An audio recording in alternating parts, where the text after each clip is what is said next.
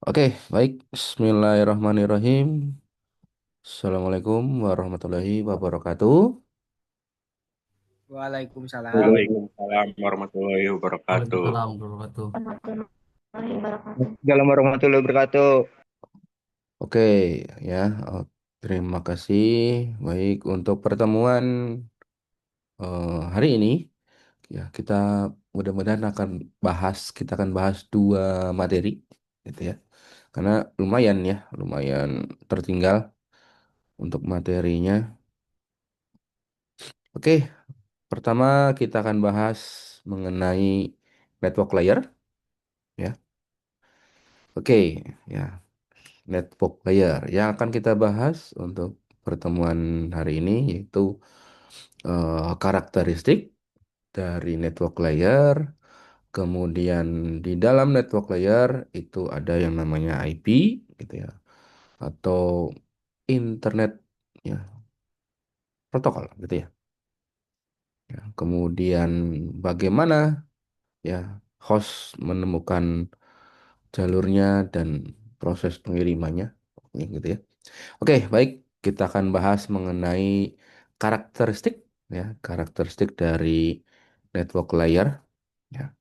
Oke, seperti yang sudah-sudah, gitu ya. Kalau kita berbicara mengenai layer apa, OSI layer, gitu ya. Ya, ada 7 ya. Kalau kita bahas mengenai TCP/IP ada apa? 4, gitu ya. Nah, kalau kita ngomongin OSI layar, nah sekarang kita sudah naik ya, sudah naik satu tingkat gitu ya. Di mana ya? Di layar 3. Nah, jadi network layer itu posisinya ada di layar 3 ya. Kalau kita kupas sorry, kemarin kita kupas mengenai layer satu yaitu fisikal, kemudian layer 2 data link gitu ya. Kemudian sekarang ini ada nih network layer, kemudian ya apa yang ada di dalam network layer gitu ya. Dan network layer itu ada yang namanya internet protokol. Nah, gitu ya. Atau yang biasa kita sebut dengan alamat IP gitu ya. Nah, alamat IP sendiri itu ada dua gitu ya. Ada alamat IP versi 4 dan alamat IP versi 6. Nah, gitu ya. Nah, network layer sendiri ini tugasnya yaitu adalah menyediakan layanan ya kepada perangkat untuk bertukar informasi ya atau bertukar data. Nah, data ini gitu ya, artinya apa sih gitu ya? Nah, contohnya gini ya. Jadi bertukar data itu istilahnya eh, bertukar informasi alamat IP gitu ya. Misalnya ya di network katakanlah ada router satu, kemudian ada router 2 gitu ya.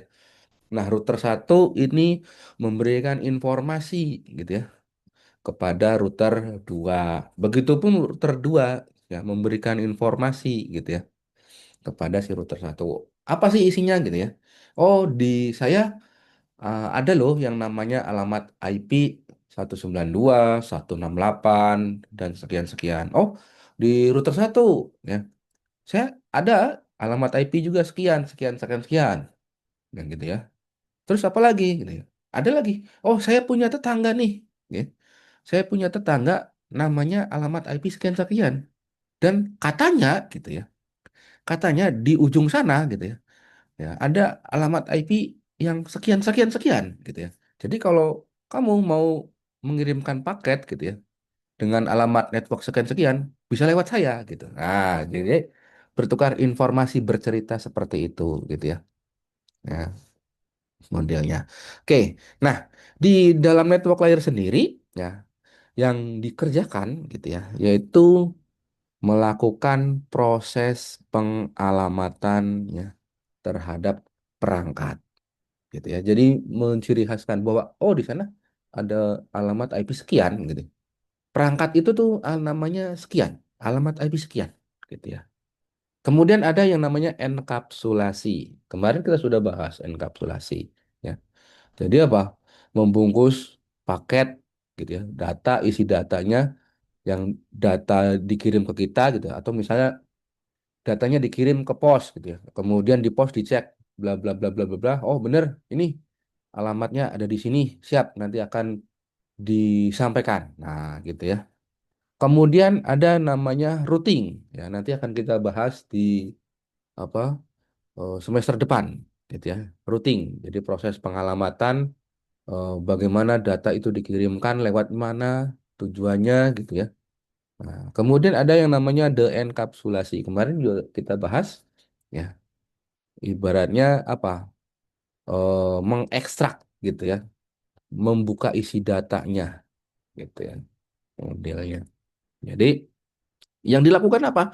Yaitu tadi gitu ya, mengecek bahwa tujuan paket ini mau kemana sih gitu ya. Oh, ke alamat ini. Oh ya sudah silakan gitu ya. Oke, next ya. Nah, ini proses dari enkapsulasi ya. Jadi dia akan mengecek ya, mengecek apa segmennya gitu ya. Kemarin kan ada yang namanya data, ada yang namanya apa IP paket, kemudian ada yang namanya protokol gitu ya. Apa sorry, bukan protokol, segmen gitu ya. Ya. Kemudian apa? Di sini IP dapat ya menggunakan berupa alamat IP versi 4 atau alamat IP versi 6 ya. Jadi proses yang namanya enkapsulasi ya bentuknya nanti tidak berpengaruh terhadap alamat IP versi 4 atau IP versi 6 gitu ya. Kemudian ya ketika ada paket yang datang gitu ya, ya, atau bisa dibilang proses paket IP gitu ya, nanti akan dicek oleh si layer 3 gitu ya. Ya, layer 3 atau network gitu ya. Ini mau kemana sih tujuannya gitu ya. Kalau tujuannya di dalam area lokal gitu ya, misalnya dalam satu lab gitu ya, mau mengirimkan data ke komputer depan gitu ya, ya sudah gitu ya, itu nggak perlu apa, nanti nggak perlu melintasi layer 3 lagi gitu ya, cukup lah gitu. Tapi kalau misalnya mau melintasi layer 3 gitu ya, contohnya apa? Misalnya buka YouTube gitu ya, nah itu kan sudah keluar ranahnya bukan di lab lagi, tapi di jalur internet gitu ya. Oke, seperti itu. Nah, tentunya kalau kita berkomunikasi, ya yang kita akses yaitu adalah alamat IP-nya, gitu ya. Catatan, gitu ya. Di sini ada yang namanya NAT. NAT itu apa sih? Network Address Translator. Nah, dia kan yang sering kita pakai, gitu ya, yang ada di kampus Polidra, gitu ya. Ini pakai konsep NAT, gitu ya. Ya, modelnya. Tapi nanti kita akan bahas ya. Jadi intinya proses pengiriman data gitu ya atau proses pengiriman IP ya itu bisa langsung ke alamat IP tujuan.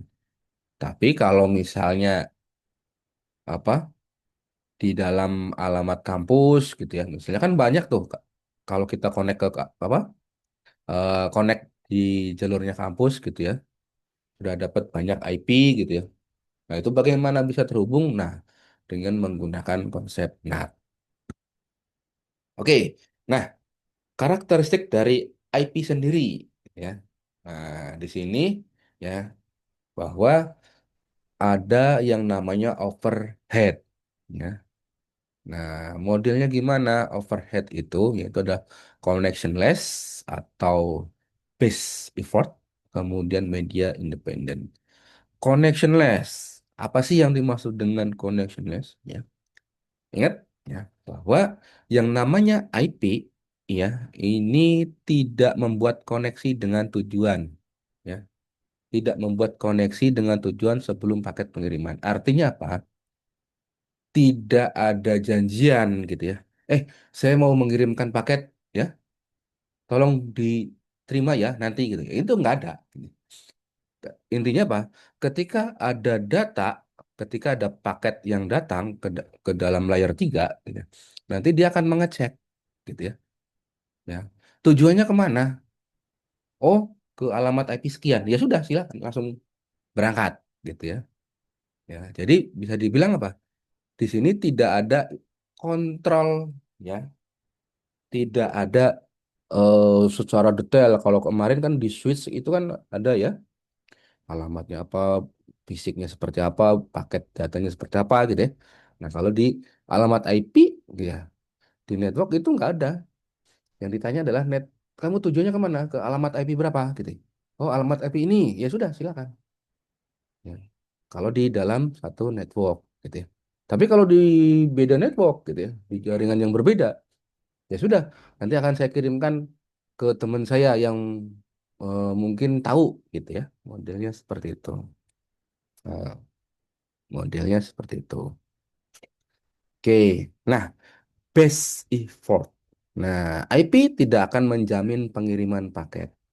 Dalam artian apa? Bahwa ya paket-paket yang dikirimkan gitu ya. Kalau kemarin kalian masih ingat nonton film gitu ya, itu kan ada kotak, kotak, kotak gitu ya.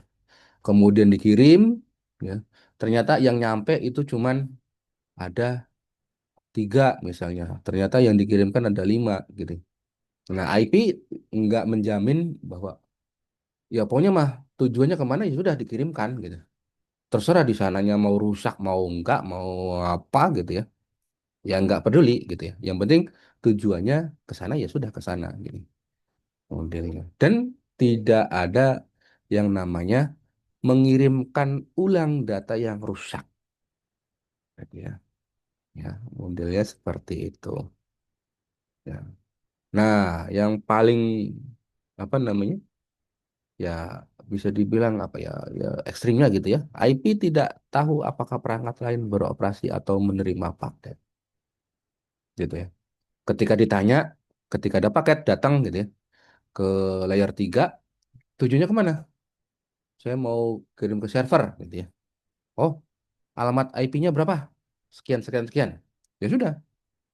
Kalau misalnya dalam satu ini ada akan dikirimkan. Tapi kalau beda network nanti dia akan mengirimkan lagi gitu ya. Mengirimkan ke siapa gitu yang terhubung.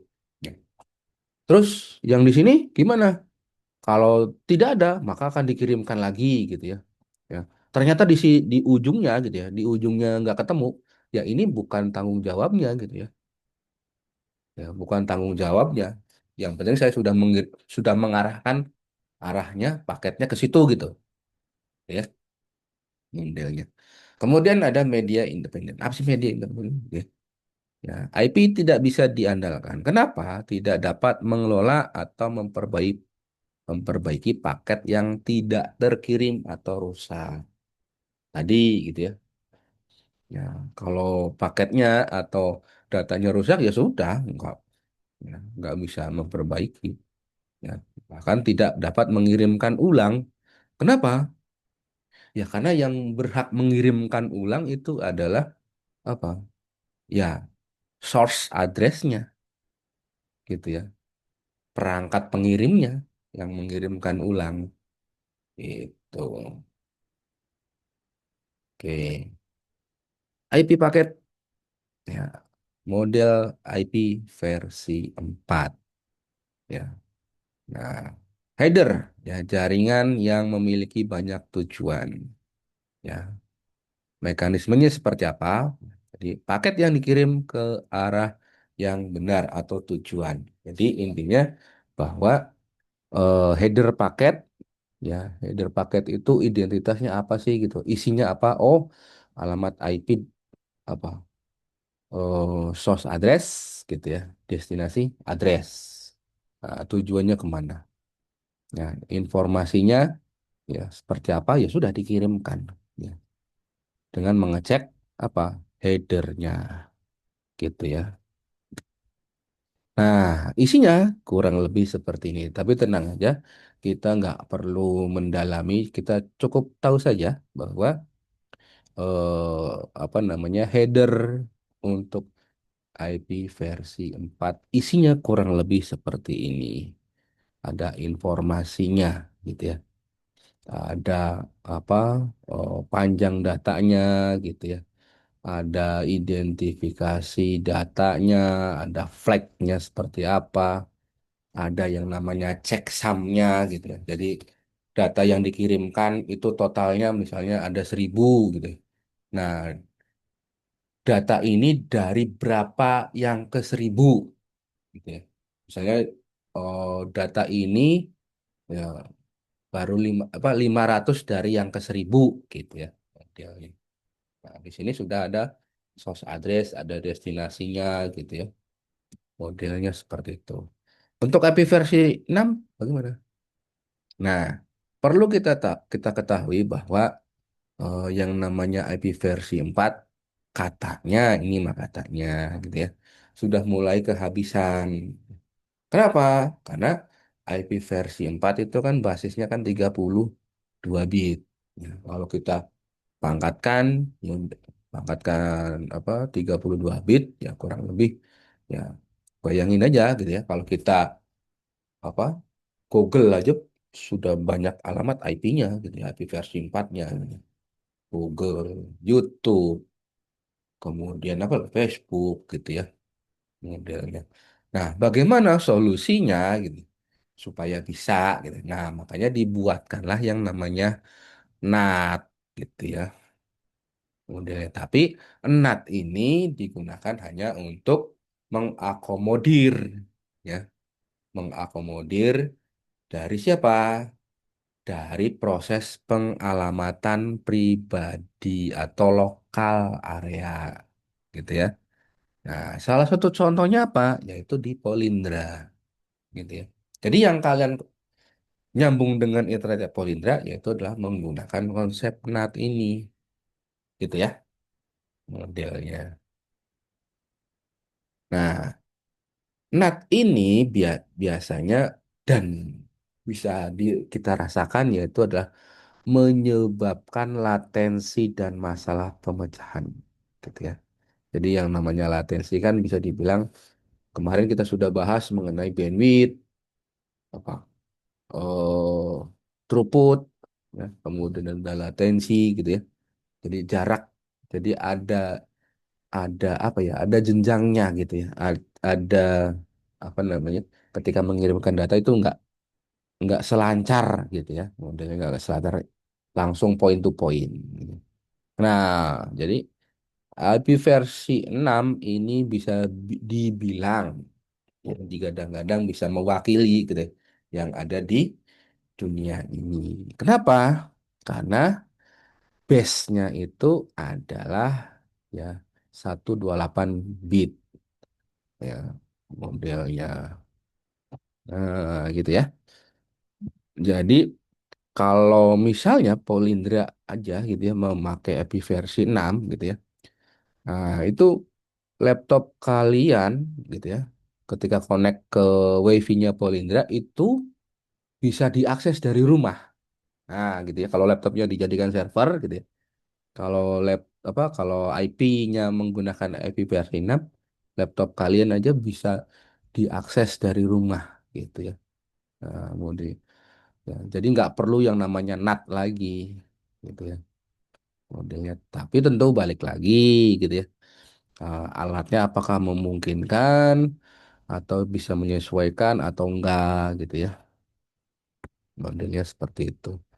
Nah, kurang lebih bentuknya seperti ini untuk headernya.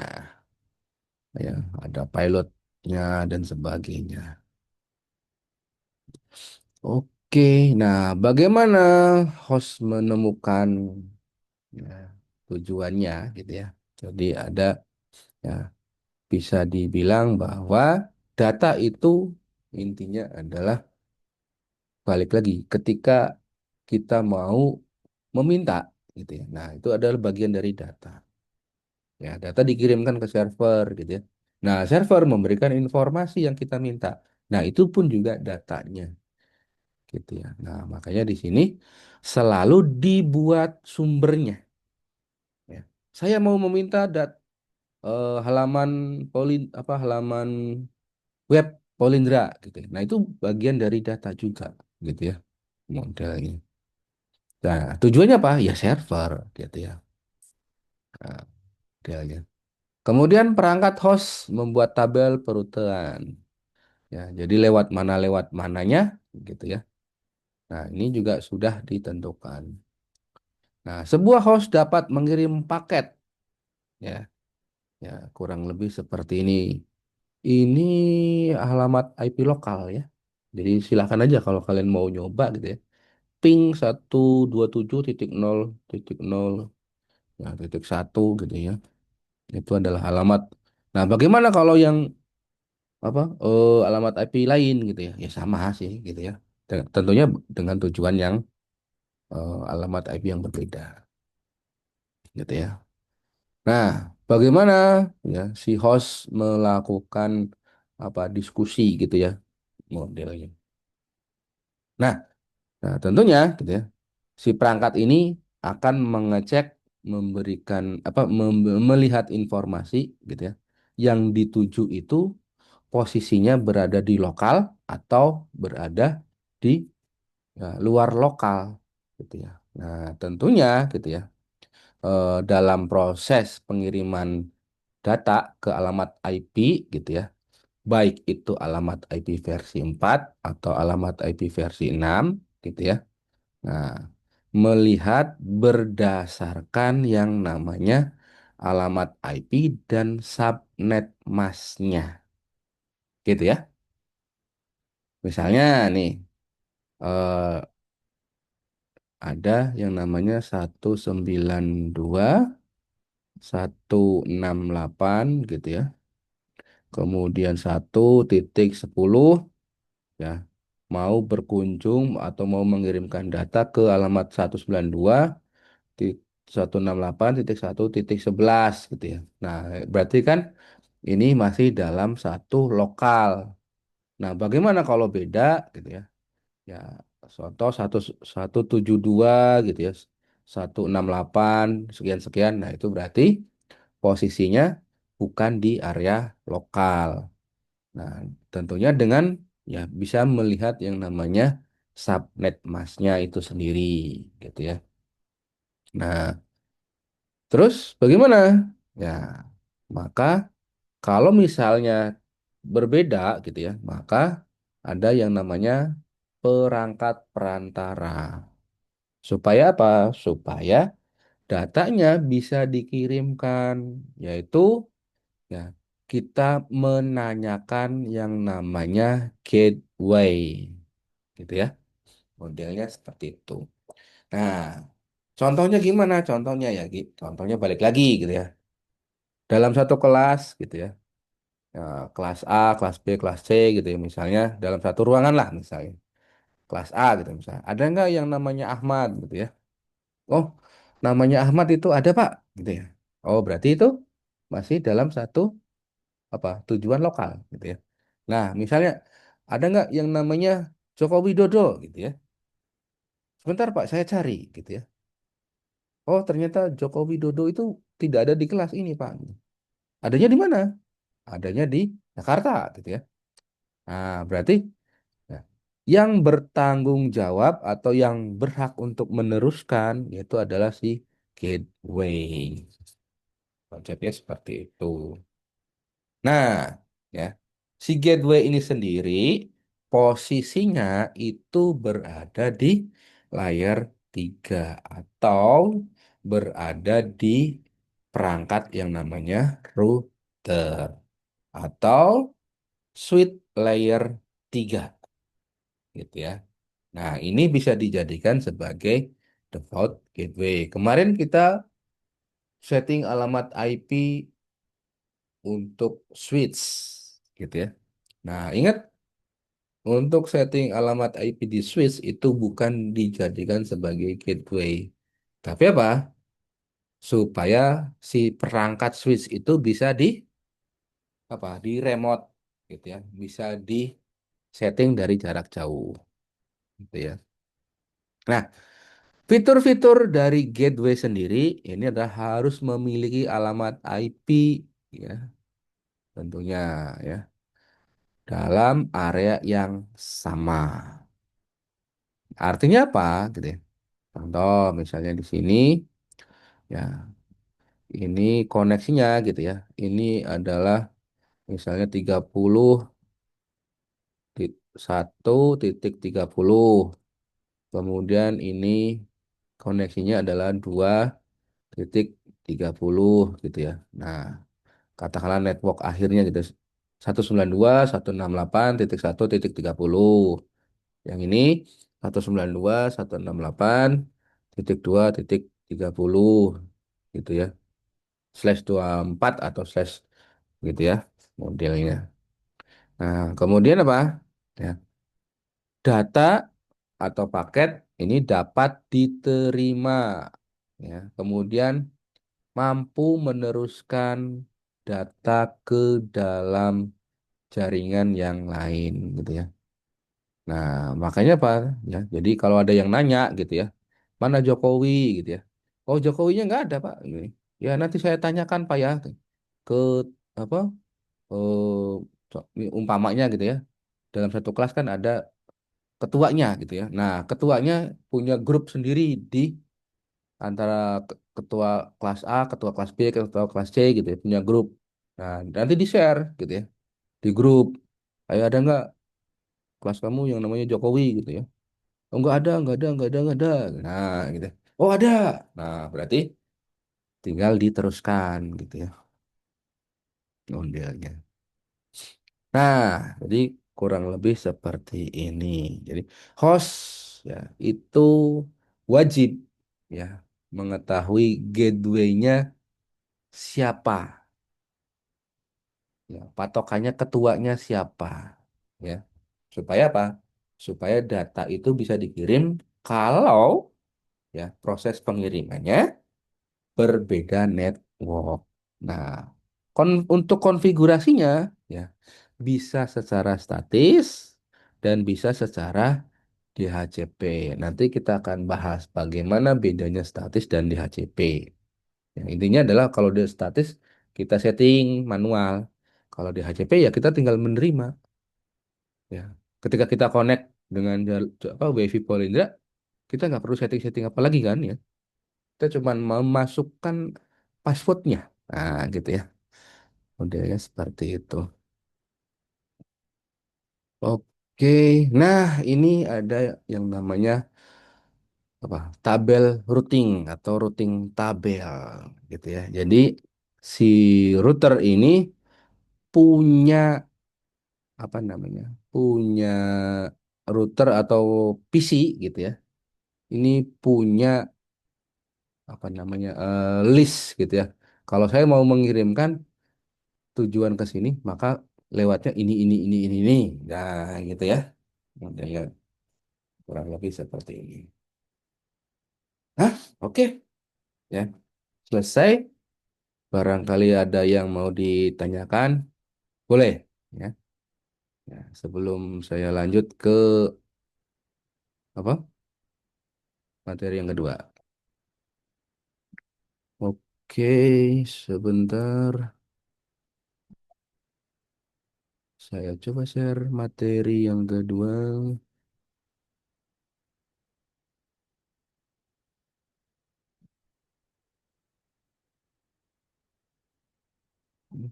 Oke.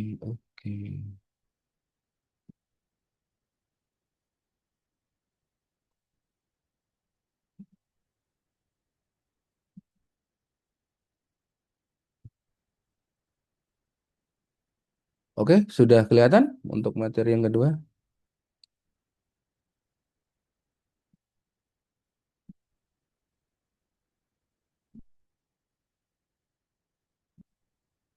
Oke, halo? Kelihatan Pak udah.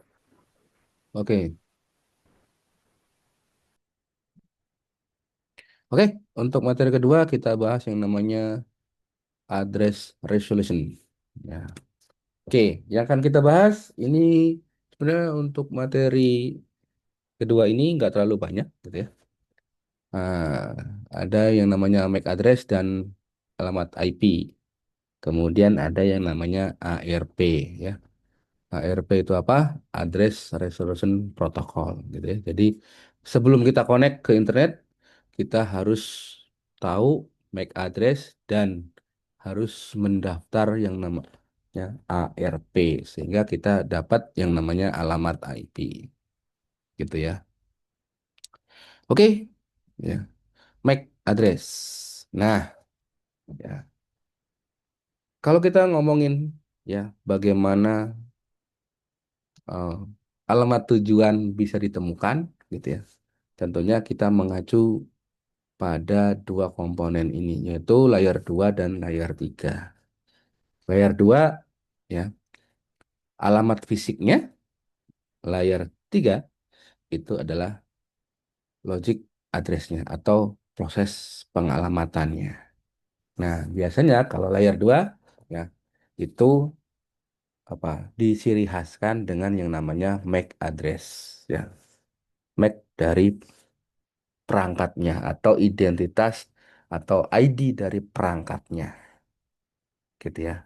Atau biasa disebut dengan yang namanya network interface card gitu ya. Atau disebut dengan NIC gitu ya. Kalau layer 3-nya yaitu apa? Internet protokol gitu ya. Oke ya. Layer 2 atau MAC address ini digunakan untuk mengirimkan yang namanya frame dari apa?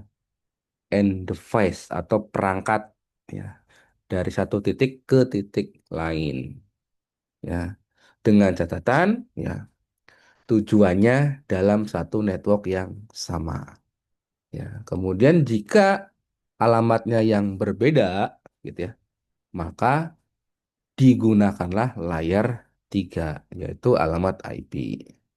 Nah, modelnya kurang lebih seperti ini ya. Oke. Nah, bagaimana ketika alamat IP tujuan berbeda, gitu ya, atau bisa dibilang apa namanya, kalau kita mau mengakses Facebook, gitu ya. Nah, tentunya eh, tanpa harus apa istilahnya, tanpa tanpa tanpa adanya apa eh, apa pengecekan alamat IP, tentunya kita juga harus menanyakan yang namanya apa si gateway tadi gitu ya. Nah, tentunya Pak ditanyakan untuk mengetahui yang namanya gateway, maka dia menanyakan yang namanya alamat MAC address si gateway gitu ya. Nah, gitu ya. Nah, maka disinilah muncul yang namanya ARP ya, Address Resolution Protocol. Nah, apa itu ARP gitu ya? Nah, ARP ini digunakan untuk proses pengalamatan IP, yaitu melakukan negosiasi proses alamat IP terhadap perangkat itu, gitu ya. Nah, contohnya gimana? Contohnya gini, ya. Ada sebuah PC atau laptop, ya. Ketika kalian connect dengan WiFi, gitu ya. Nah, connect ke WiFi, kemudian apa? Ya, si perangkat atau si PC ini dia akan apa namanya meminta gitu ya. Saya mau connect ke internet dong, gitu ya. Apa yang harus saya perbuat, gitu ya? Apa yang harus saya infokan dan identitas apa yang saya bisa kirimkan, gitu ya. Nah, makanya di dalam gateway atau si apa DHCP-nya, si pembuat DHCP gitu ya. Ya, nah dia akan mengecek gitu ya, MAC address-nya. Oh, MAC address kamu tuh A A A A A A gitu ya. Ya. Dan dia akan mengecek alamat IP-nya ya. Alamat IP yang kosong gitu ya. Bukan alamat IP yang sudah dipakai. Oh, ternyata alamat IP 192.168.1.1 itu sudah ada gitu ya. Nah, titik duanya nggak ada. Oh, boleh deh nanti silakan dipakai di 1.2 buat kamu gitu ya. Nah, nanti diidentitaskan bahwa ya umpamanya ini adalah titik 10 gitu ya. Alamat IP-nya 10 gitu ya. Jadi di diidentikan gitu ya atau diberikan bahwa alamat IP gitu ya. Alamat MAC address AAA ini diberikan IP sekian. Oh, yang B-nya diberikan sekian gitu ya. Modelnya seperti itu. Nah, tujuan dari ARP yaitu adalah menentukan alamat itu tadi gitu ya. Menentukan alamat ya. Dan tentunya proses pengalamatan IP gitu ya, itu bisa berubah-ubah tergantung ya seberapa lama dia akan menyimpan informasinya. Ada namanya tabel ARP gitu ya. Modelnya. Nah, contoh kalau di sini ya. Nah, di sini ada informasi misalnya di sini. I need to send informasi to 192.168.1.7 gitu ya. Tapi apa di sini? Nah, saya hanya punya alamat IP-nya saja gitu ya. Saya tidak tahu yang namanya MAC address-nya atau alamat fisiknya seperti apa gitu ya. Nah, gitu ya. Modelnya apakah di sini ada yang 17? Ya. Ya kalau sudah tahu ya nanti akan diinformasikan. Tapi kalau misalnya belum tahu, ya akan mengecek yang namanya tabel ARP-nya gitu. Modelnya seperti itu. Oke? Nah, kemudian apa? Si ARP ini melakukan pengiriman frame-nya gitu ya. Ya, dengan catatan dia akan memeriksa yang namanya tabel ARP yang sudah ditentukan tadi gitu ya. Kalau alamat IP-nya cocok dengan alamat IP ARP gitu ya, yang sudah diinformasikan, ya berarti itu langsung dikirimkan saja gitu ya. Atau bisa dibilang jaringan yang sama ya modelnya. Jika berbeda gimana?